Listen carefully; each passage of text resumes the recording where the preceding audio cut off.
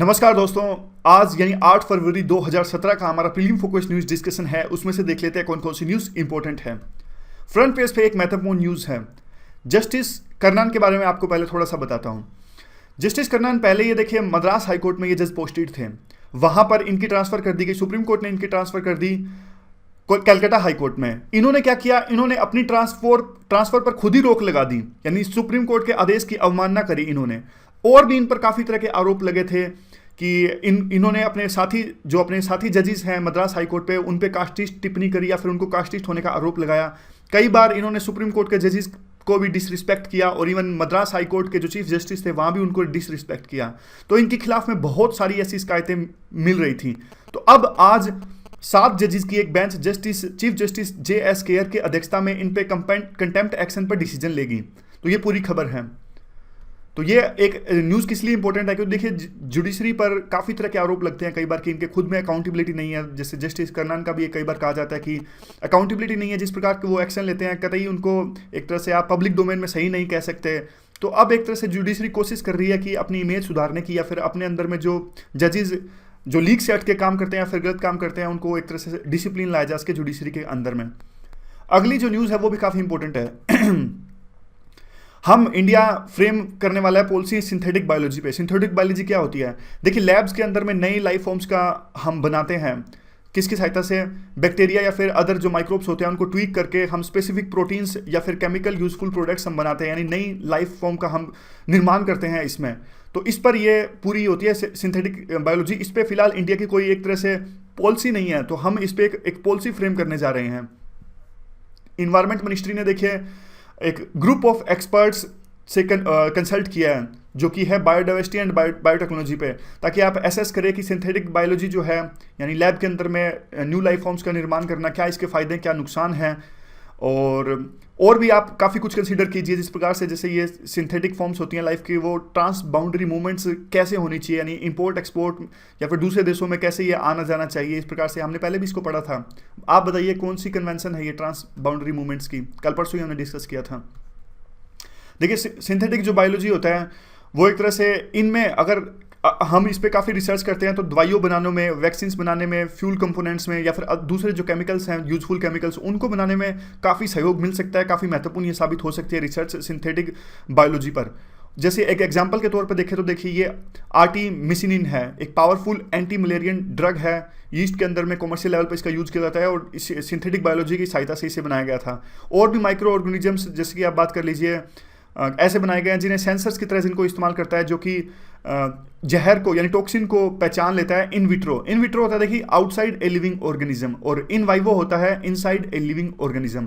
कई बार आपने ये वर्ड सुने होंगे, इन विट्रो क्या होता है, इन वाइवो क्या होता है। तो देखिए टॉक्सिन्स यानी जहर को डिटेक्ट करने के लिए काम आते हैं। और दूसरा ये है कि इंडिया में काफ़ी एसोटेड लैब्स हैं सिंथेटिक बायोलॉजी पे जिन पे काम चलता है।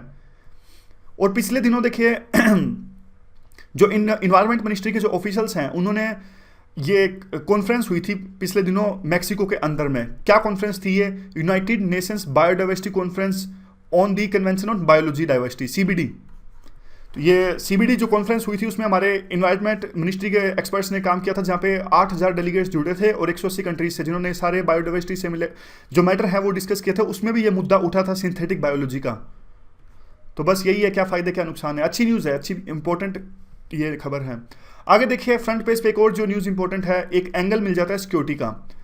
देखिए ट्रेन हादसे होते हैं तो आमतौर पे यही बात कही जाती है कि वो ट्रेन एम्प्लॉयज़ की सहायता से हुए, मतलब उनकी कोताही बरतने से हुए या फिर उन्होंने ढील बरती अपनी ड्यूटी करने में और इक्विपमेंट्स ख़राब थे। लेकिन अब एक नए एंगल की पुष्टि हो चुकी है कि जिस प्रकार से ये नेपाल के बिजनेसमैन पकड़े गए हैं कि इनका हाथ था कि एक ट्रेन एक्सीडेंट करवाने में थोड़ा एक्सप्लोजन करवाया जाए और ट्रेन एक्सीडेंट करवाया जाए। तो ये देखिए ये नए खतरा शामिल है सिक्योरिटी इश्यूज़ में। ये काफ़ी एक रेल के जो इंसिडेंट्स आते हैं या फिर नए तरह के सिक्योरिटी चैलेंजेस आते हैं उसमें हम इनको इंक्लूड कर सकते हैं ये पॉइंट कि ट्रेन एक्सीडेंट्स सैबोटेज यानी हमारे लिए चुनौती हैं, क्योंकि आपको पता होगा इतनी सारी रेलवे लाइन्स हैं, उनकी सुरक्षा एक तरह से हमारे लिए चैलेंज है। और अगली जो न्यूज़ है ये भी सुप्रीम कोर्ट से रिलेटेड है।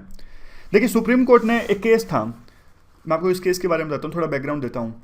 आपने देखा होगा कि संता बनता यानी सिक्स को लेके काफ़ी तरह के जो जोक्स चलते हैं मोबाइल्स पर या फिर जो इंटरनेट पे जिन्हें शेयर किया जाता है सोशल मीडिया साइट्स पे, संता बनता यानी सिक्स को लेके काफ़ी चुटकुले शेयर किए जाते हैं। तो सिख कम्युनिटी की ओर से या फिर आप कह सकते हैं कि कुछ लोग वो थे जो सुप्रीम कोर्ट में गए और उन्होंने कहा कि सुप्रीम कोर्ट से गुहार लगाई कि आप इस पर रोक लगाइए कि जो सिखों के ऊपर, सरदारों के ऊपर में जो ये शेयर किए जाते हैं चुटकुले, उन पर रोक लगाइए। उसके अलावा एक दूसरी कम्युनिटी जो है गोरखा कम्युनिटी भी गई। उन्होंने कहा भी कि देखिए गोरखास को टोपी या फिर खुखरी यह कह के पुकारा जाता है, तो आप इस पर रोक लगाइए। और अब सुप्रीम कोर्ट ने क्या कहा इस बात पे, देखिए काफ़ी लंबे समय से केस चल रहा था। सुप्रीम कोर्ट ने कहा कि देखिए हम नागरिकों यानी सिटीजन्स पर मोरल गाइडलाइंस जो है वो इंपोज नहीं कर सकते, उन्हें अपने आप से समझना होगा, उन्हें सिटीजन्स के अंदर से भावना खुद आनी चाहिए दूसरी कम्युनिटीज़ के रिस्पेक्ट के प्रति। अगर आपको किसी पर्टिकुलर शिकायत को लेकर आपको कोई दिक्कत है तो आप हमारे पास में आइए, नहीं तो इसके लिए कानून बने हुए हैं ऑलरेडी 499, 500, ये डिफेमेशन के जो चार्जेस आप वो लगा सकते हैं अगर आपको लगता है कि आपकी जो सेल्फ रिस्पेक्ट है वो हर्ट हुई है या फिर आपको किसी ने डिफेम किया है।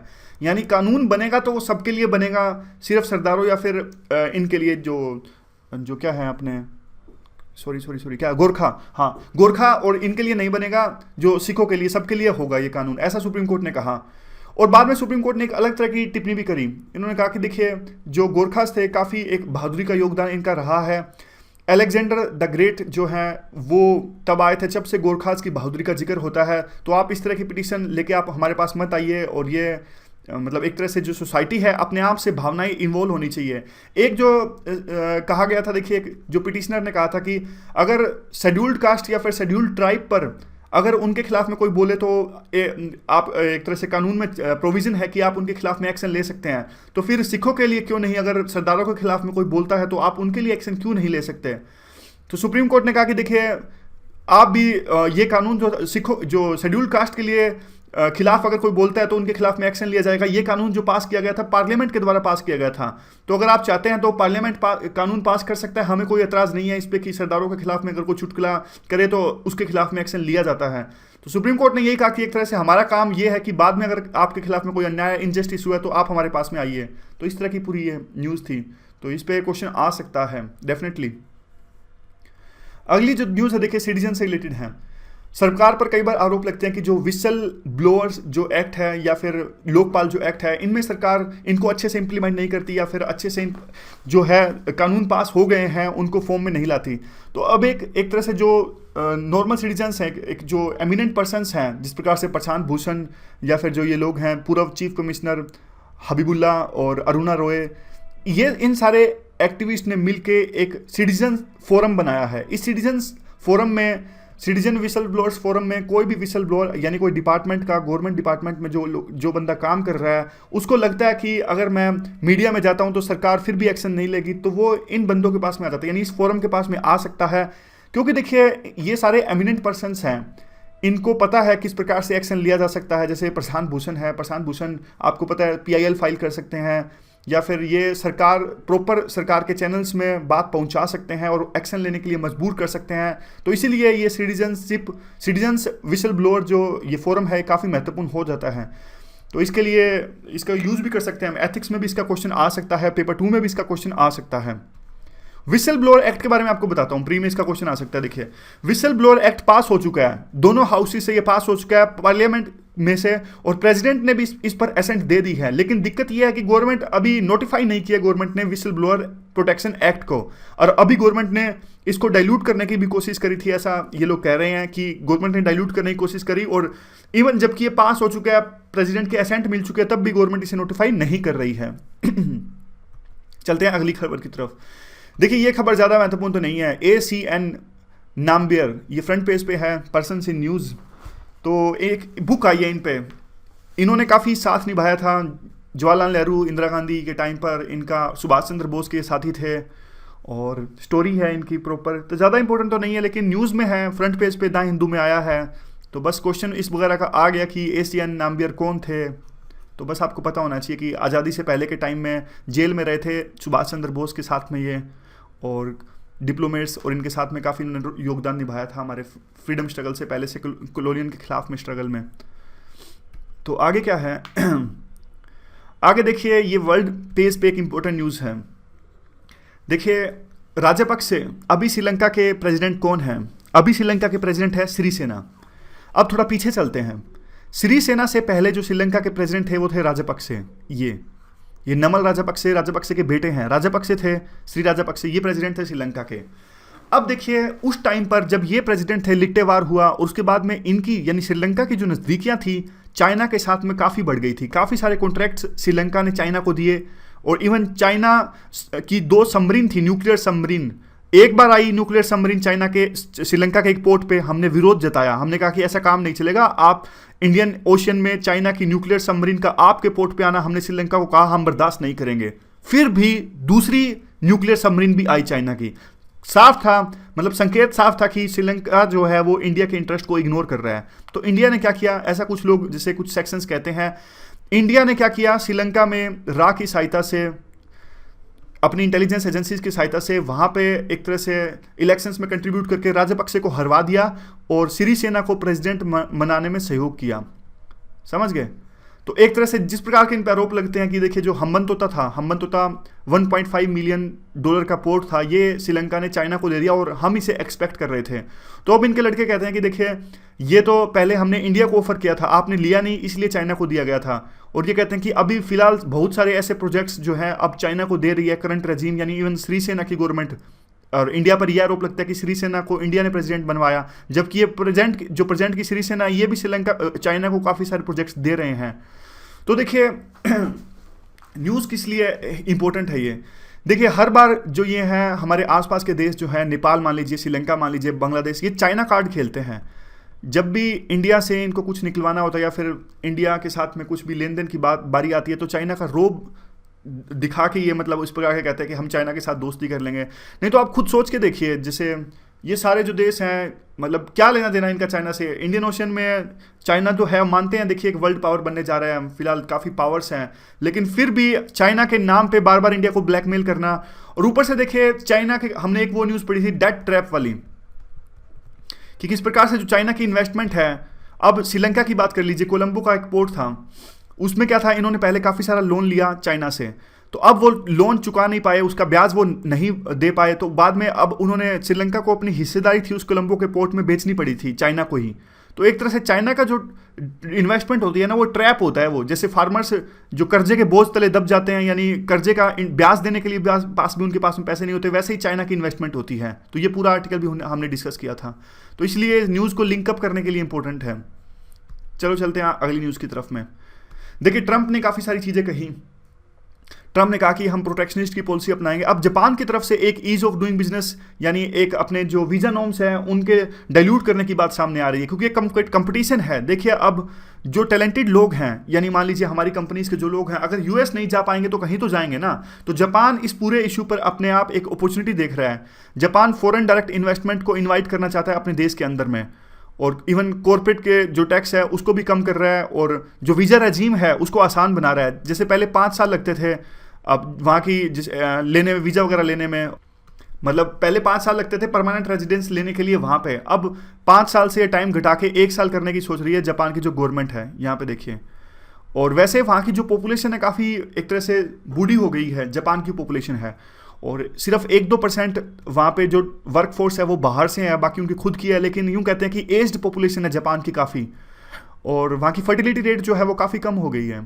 यूँ कहते हैं कि काफ़ी लोग हैं वो काम में ज़्यादा लगे हुए हैं, मतलब फर्टिलिटी, इसलिए रिप्रोडक्शन वगैरह जो है उसमें ध्यान नहीं देते। और उसके बाद में देखिए ये आता है कि न्यू ग्रीन कार्ड जो प्रोग्राम है उसमें भी ये डाइल्यूट करने जा रहे हैं, आसान बनाने जा रही हैं पूरी प्रोसेस। तो ये न्यूज़ इसलिए इंपॉर्टेंट है कि देखिए, ट्रंप के इस प्रकार की पॉलिसीज, प्रोटेक्शनिस्ट पॉलिसीज अपनाए जाने के बाद में इंडिया के लिए भी एक अपॉर्चुनिटी है। जिस प्रकार की हमने वो न्यूज़ पढ़ी थी कि इंडिया को भी अब अपने खुद पे रिलाई करना पड़ेगा, डोमेस्टिक कंजप्शन पे ध्यान देना पड़ेगा, कि हमारी जो आईटी कंपनीज हैं वो कब तक यूएस की वीज़ा पॉलिसीज पे डिपेंड रहेंगी।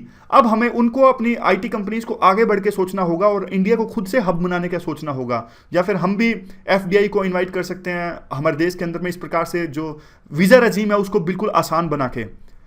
अब जापान और इंडिया के रिलेशन से रिलेटेड थोड़ा सा ये डेटा है कि देखिए 2015 में के अंत में हमारा इन्वेस्टमेंट जो डेफिसिट है वो इंडिया के पक्ष में है। जापान ने हमारे देश में इन्वेस्ट किया $14.1 मिलियन और हमने जापान में इन्वेस्ट किया सिर्फ 0.074। हम कहाँ से इन्वेस्ट करेंगे, हमारे पास पैसा है ही नहीं। और दूसरा देखिए एफडीआई की फिगर देखिए तो हमने हमारी एफडीआई गई सिंगापुर में 5.27 बिलियन, यूएस में गई $3 बिलियन और यूके में गई 779 मिलियन। ये वो एफडीआई है जैसे टाटा वगैरह नहीं लेके जाते, टाटा ने जैगुआर एक्वायर करी या फिर टाटा स्टील्स जो है यूके में। अब हमारी जो ये बड़ी बड़ी कंपनीज हैं टाटा वगैरह दूसरे देश में जाती हैं तो फॉर वो एफडीआई होगी ना उनके लिए। जापान कहता है कि देखिए जापान भी इन्वेस्टमेंट मांग रहा है इंडिया से, इंडिया की कंपनी से। वो कह रहा है कि इंडिया की जो आईटी कंपनीज है काफ़ी स्ट्रॉन्ग है, हमारी फार्मास्यूटिकल कंपनीज काफ़ी स्ट्रॉन्ग है, टूरिज्म, ये सब कंपनीज जापान में आएँ और बिजनेस इस्टेब्लिश करें। देख लो वास्तव में इंडिया ग्रो कर रहा है, जापान हमसे इन्वेस्टमेंट मांग रहा है तो सही में हमारा इंडिया ग्रो कर रहा है। अब देखिए वही बात है सेम कि हाई स्किल्ड प्रोफेशनल्स वो अपने देश में इन्वाइट कर रहा है। अब चलते हैं पीआईबी की तरफ में। पीआईबी में देखिए जो आयुष सिस्टम है, आयुष की अलग से मिनिस्ट्री है आपको पता होगा, और आयुष की फुल फॉर्म में क्या होता है, Ayurveda, A for Ayurveda, Y for Unani और S for Siddha, H for homeopathy, एक रह गया कौन सा था, यू फिर यूनानी और एक रह गया। देखिए ये सारे जो आयुष का सिस्टम है ट्रेडिशनल मेडिसिन है, ये हमारे अपने आप से हमारा जो ट्रेडिशनल परंपरागत तरीके से हमारा इलाज चलता था एंशिएंट टाइम्स में, वहाँ से, और एक दो बाहर से भी लिया है, मतलब सारे हमारे इंडिजिनस नहीं है। एक हमने ग्रीक एरिया से लिया है जो मेडिवल टाइम में था। इस पे क्वेश्चन बनता है कि क्या आयुष के जो सारी की सारी जो हैं वो दवाई आयुष के अंदर क्या वो जो इंडिजिनस है यानी घरेलू है? नहीं, घरेलू नहीं है सारी की सारी, एक बाहर से है। और दूसरा देखिए इन्होंने अब 2 दवाइयाँ बनाई हैं आयुष ड्रग जो 82 है और एक बनाया आयुष SG। तो देखिए आयुष 82 है वो एंटी डायबिटिक है, बस ज़्यादा डिटेल में मत जाइए, बस याद रखिए आयुष जो 82 है वो है एंटी डायबिटिक, मतलब जो मधुमेह या फिर शुगर वगैरह की दवाइयों के लिए है। दूसरा है आयुष SG, उसके लिए इन्होंने बनाई है दवाई, ये है अर्थरिटीज़। ये देखिए SG बनाया है फॉर अर्थरिटीज़। अर्थरिटीज़ क्या होता है? जॉइंट पेन होता है एक तरह से, मतलब जोड़ों में आप कह सकते हैं कि हड्डियों में इस प्रकार के मसल पेन, ये जो चीज़ें होती हैं जॉइंट पेन होता है इसमें। तो ये 2 दवाइयाँ बनाई हैं, नाम याद रखना, बाकी तो काफ़ी सारी दवाइयों के नाम और भी है। PIB की न्यूज़ है ये, जैसे P1 डेंगू के लिए, ये सब याद नहीं होंगी, सिर्फ ये 2 ऊपर वाली याद रखना। जो डायबिटीज़ के लिए बनाई है वो है आयुष 82 और जो अर्थरिटीज़ यानी जॉइंट पेन के लिए बनाई है वो आयुष SG। और आगे क्या है? आगे देखिए एक इंपॉर्टेंट न्यूज़ है, सरकार ने क्या किया, जो हमारा यूथ अफेयर डिपार्टमेंट या स्पोर्ट्स डिपार्टमेंट है उसमें काफ़ी सारे यूथ अफेयर डिपार्टमेट किए। तो यूथ अफेयर डिपार्टमेंट में काफ़ी सारी स्कीम्स चल रही हैं सरकार की, जैसे Nehru Yuva Kendra Sangathan, national youth corps और national programme for youth and adolescent development international cooperation. ये सारी 10 स्कीम्स है मान लीजिए। अब सरकार क्या कर रही है, इनमें से 8 स्कीम्स को मिला के एक ही स्कीम बना रही है, ताकि अलग अलग जो फ्रेगमेंटेड वे में स्कीम्स ना रहें, और 8 स्कीम्स को मर्ज करके एक स्कीम बना रही है। उसका नाम ये होगा राष्ट्रीय युवा सशक्तिकरण कार्यक्रम। राष्ट्रीय युवा सशक्ति कार्यक्रम हमेशा याद रखना, इंपॉर्टेंट न्यूज़ है ये, राष्ट्रीय युवा सशक्तिकरण कार्यक्रम। तो अब आपको ये पता होना चाहिए, देखिए नेहरू युवा केंद्र संगठन क्या है और नेशनल यूथ कोप्स क्या है। बाकी तो देखिए वैसे ही हैं, आसान से हैं, हॉस्टल बनाना है, इसमें असिस्टेंस देनी है, स्काउटिंग एंड गाइडिंग में डिसिप्लिनरी स्कीम है, और कुछ नहीं है। मतलब ये 2 स्कीम जो है सबसे इंपॉर्टेंट है, इनको मर्ज करके वैसे तो 8 कर रहे हैं, लेकिन 8 में से जो सबसे 2 इंपॉर्टेंट जिस पे क्वेश्चन बनते हैं वो ये दोनों बनते हैं, पहले और दूसरे। तो ये देख लेते हैं क्या है एक बारी। नेहरू युवा केंद्र संगठन क्या है? देखिए नेहरू युवा केंद्र को स्टैब्लिश किया गया था 1972 में, और ये ऑब्जेक्टिव क्या था, जो हमारे ग्रामीण परिदृश्य के जो हमारे युवा लोग हैं यानी रूरल यूथ हैं, उनको एवेन्यूज प्रोवाइड करना, नेशन बिल्डिंग में एक सहायता प्रोवाइड ताकि वो कर सकें, उनको अपॉर्चुनिटीज देना ताकि वो भी अपनी देश के विकास में अपनी भागीदारी सुनिश्चित कर सकें। और देखिए 1987-88 में नेहरू जो युवा केंद्र संगठन था वो एक तरह से ऑटोनोमस ऑर्गेनाइजेशन था, ये पॉइंट बनता है यहाँ पे, ऑटोनोमस ऑर्गेनाइजेशन था, और ये ministry of youth affair and sports के अंदर में, ताकि वो इन सब की जो नेहरू युवा केंद्र हैं उनकी वर्किंग को मॉनिटर कर सके, ये मिनिस्ट्री है, समझ गए? मतलब नेहरू युवा केंद्र संगठन एक तरह से ऑटोनोमस ऑर्गेनाइजेशन है, वो मॉनिटर करती है नेहरू युवा केंद्र्स को। और Nehru Yuva Kendra Sangathan largest grass root level youth organisation है। ये तो नॉर्मल पॉइंट्स हैं, तो 2-3 पॉइंट इसमें याद रखिएगा आप। अब बात आती है नेशनल यूथ कोप्स क्या थी। अब तो देखिए मर्ज कर दिया ना इनको, और ठीक है ये, क्योंकि देखिए अब मर्ज करके उस स्कीम में आएंगे तब भी तो कुछ ना कुछ होगा ना इससे रिलेटेड, सब पार्ट हो जाएगा बड़ी स्कीम का। हो सकता है वो बड़ी अम्ब्रेला स्कीम हो, तो उस अभी भी क्वेश्चन तो पूछ ही सकती है इस पे, ऐसा कुछ नहीं है। तो देखिए ये सब पार्ट है। इसमें भी क्या, नेशनल यूथ कोर्प्स जो आई थी 2010-11 में आई थी ये, उसमें जो यूथ की एनर्जी है, जो ऊर्जा है, उनको नेशनल बिल्डिंग की तरफ में चैनलाइज करना था। तो बातें तो सेम सी हैं, पिछली स्कीम में भी यही थी। और उसके बाद में देखिए नेशनल जो यूथ कोर्प्स है, दो स्कीम्स को मर्ज करके बनाई गई थी, नेशनल सर्विस वॉलंटियर्स और राष्ट्रीय सद्भावना योजना। तो देखिए अब तो मतलब ये तो मत याद कीजिएगा आपकी जिन दो स्कीम्स को मर्ज करके ये बनाई थी, क्योंकि अब ये तो आगे भी एक और में मर्ज होगी, तो कब तक याद करेंगे, क्योंकि ये दोनों बनी थी, वो भी तो किसी को मर्ज करके बनी होंगी। ऑब्जेक्टिव क्या है ये याद देख लीजिए, एक तरह से डिसिप्लिन या फिर डेडिकेटेड यूथ बनाना, और मतलब डिसिप्लिन को वैल्यू जो है इनकलकेट करना। और यहाँ पे देखिए मतलब जो यूथ की एनर्जी है नेशनल डेवलपमेंट में कैसे यूज कर सकते हैं, ताकि जो यूथ हैं, आप जैसे हमारे जैसे लोग एक तरह से एजुकेटर्स का काम करें, गरीब लोगों की सहायता करें या फिर इस तरह से, और ऐसा मॉडल्स प्रिपेयर करना जिससे ethics, public ethics, probity, dignity of labour, इन सब की जो वैल्यूज़ हैं उनका सम्मान हो और प्रीच करें इसको। एलिजिबिलिटी क्या है, एलिजिबिलिटी देखिए 18 से 25 साल के जो युवा हैं वो एलिजिबल हैं वॉलंटियर बनने के, और ऑनरेरियम भी मिलेगा 2500 रुपये एक महीने का, अगर कोई इसमें नेशनल यूथ कोर्प्स में कोई यूथ, कोई युवा आदमी सर्व करेगा तो होगा फ़ायदा क्या होगा, देखिए इंक्लूसिव ग्रोथ आएगी और इन्फॉर्मेशन डिसेमिनेट करने में सहायता मिलेगी, कि जिससे बेसिक नॉलेज पूरे सोसाइटी में आ सके किस प्रकार से, ताकि उन, क्योंकि देखिए बेसिक नॉलेज सबको होती है तो सारे एम्पावर फील करते हैं, सशक्तिकरण आता है समाज में। अगली जो वो भी पीआईबी की न्यूज़ है, ये भी पीआईबी देखिए बहुत इंपॉर्टेंट है। द हिंदू में इतनी न्यूज़ नहीं आती इंपॉर्टेंट जितनी पीआईबी में आती है। माइनॉरिटी वुमेन्स के लिए ये स्कीम है। देखिए ये मिनिस्ट्री ने, जो माइनॉरिटी अफेयर मिनिस्ट्री है, उन्होंने जवाब दिया कि माइनॉरिटी वुमेन के लिए कौन कौन से स्कीम्स हम चला रहे हैं। सबसे पहले याद रखिएगा नई रोशनी स्कीम्स है ये माइनॉरिटी वुमेन के लिए। ये उन वुमेन्स के लिए देखिए, इनको ये बेसिक नॉलेज प्रोवाइड करेंगे जिस प्रकार से उनको सहायता मिलेगी, कैसे इंटरेक्ट करना है गवर्नमेंट के साथ में, कौन कौन सी नॉलेज उनको स्कीम्स आपके लिए हैं। तो इस सारी चीज़ें, जैसे यहाँ पे देखिए बिलोंगिंग टू, यहाँ पे देखिए interacting with the women government system and others at all levels, मतलब गवर्नमेंट से किस प्रकार का डील करना है, कैसे आपको अपने हक्स को असर्ट करना है, इस तरह की चीज़ें सिखाएंगे इस नई रोशनी स्कीम्स में। और ये स्कीम को इंप्लीमेंट कर रहे हैं सिलेक्टेड एनजीओ हमारे पूरे देश के अंदर में, ठीक है। गवर्नमेंट के साथ इंटरेक्शन पे है नई रोशनी। और आगे है देखिए बेगम हजरत महल नेशनल स्कॉलरशिप, ये तो स्कॉलरशिप के लिए है। हजरत महल आपको पता है कौन है, मेडिवल इंडिया में पढ़ा होगा आपने हजरत महल, नहीं वो तो अलग थी, रजिया सुल्तान थी ना वो तो। चलिए आगे चलते हैं। तीसरा, महिला समृद्धि योजना। महिला समृद्धि योजना में क्या करते हैं, ये देखिए ये इंप्लीमेंट की जाती है national minority development and finance corporation के द्वारा में, जहाँ पे देखिए स्किल डेवलपमेंट की ट्रेनिंग दी जाती है वुमेन्स को, किसी भी व्यवसाय से रिलेटेड, यानी महिला युक्त व्यवसाय से रिलेटेड, जहाँ पे ट्रेनिंग लेके महिलाएं जो है अपना बिजनेस खुद से इस्टाब्लिश कर सकें। ट्रेनिंग जो पीरियड होता है वो 6 मंथ्स का होता है। पैसे मिलते हैं, कितने मिलते हैं ये सब इंपॉर्टेंट नहीं है, 1500 मिलेंगे, 1000 मिलेंगे, ये सब इंपॉर्टेंट नहीं है क्या स्कीम वो पता होना चाहिए आपको, और कौन चला रहा है, ये चीज़ें, दो चीज़ें सबसे इंपॉर्टेंट होती हैं। तो देखिए इन स्कीम्स को आप यूज़ करना, मतलब ऐसा नहीं इन स्कीम्स को सिर्फ प्रीलिम के लिए यूज़ करना है। अगर कोई यूँ बात आ जाए कि माइनॉरिटी में वुमेन्स को एम्पावरमेंट की आवश्यकता है, तो ये 3 स्कीम लिखने के काम नहीं आएंगी, नई रोशनी, बेगम हजरत महल और ये तीसरी महिला समृद्धि योजना। तो हर वे में हमको बेस्ट यूटिलाइज करना है अपनी नॉलेज को। आगे जो आज की इन्वायरमेंट ऑर्गेनाइजेशन है वो रामासर कन्वेंशन, इंटरनेशनल ट्रीटी है, कोई पूछ ले तो। और उसके बाद में किस लिए है, conservation and sustainable utilization of wetlands, तो वेटलैंड के लिए है ये, wetlands and its related resources. Ramsar जो है ईरान में 1971 में ये साइन हुई थी।